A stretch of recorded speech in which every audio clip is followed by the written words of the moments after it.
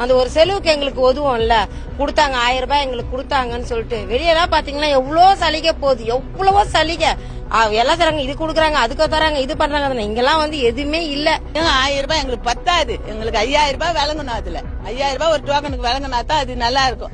நீங்க 1000 ரூபாய் நீங்க குடுக்குறீங்களா, அது மக்களுக்கு மனுஷன் வாங்காதுங்க. அதுங்க வாங்குதுங்க, கஷ்டம் அந்த நேரத்துல. இதனால போடுறாங்களே, சுத்தமா போடாத ஆயிட்டா எப்படி? ஆனா அது வாங்குதுங்க. நீ இந்த வருஷம் சுத்தமா இல்லன்றீங்களே, அது செய்யாதவே போயிடுங்க, எதுவுமே செய்யாதீங்க.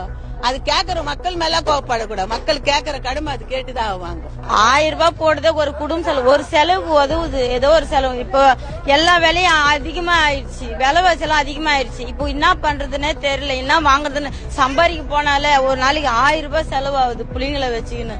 எப்ப செலவுக்கு தான் ஆகும். குழந்தைங்களுக்கு ஜாலியா இருக்கும், ஏதோ சாப்பாடு கீப்பாடு செஞ்சு ஒரு 2 நாளைக்கு போடுவோம். வீட்டுல எல்லாம் ஸ்கூல் லீவ்ல இருக்குங்கல்ல, அந்த நேரத்துக்கு எங்களுக்கு உதவும்.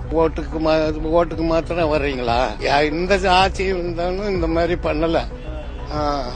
அவன் போனா நம்ம மீறி கேட்டா லேடிஸ் மகளிர் கொடுக்கற துட்டை கட் பண்ணிடுவோம்னுங்கிறான்.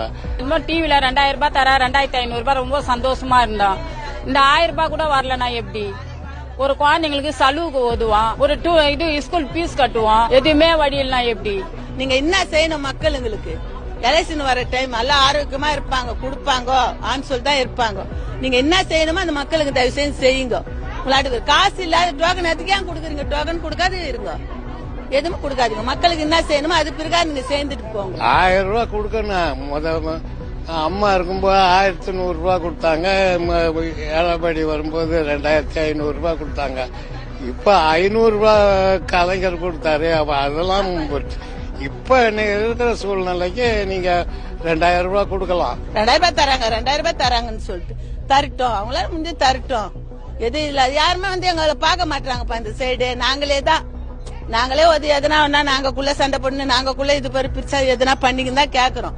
இதுக்கு புகுந்த ஆளுங்க வந்து இந்த சந்துக்கு விட்டு சைடுன்னு ஆளுங்க ரெடியா இருக்கணும். ஒரு கட்சிக்கார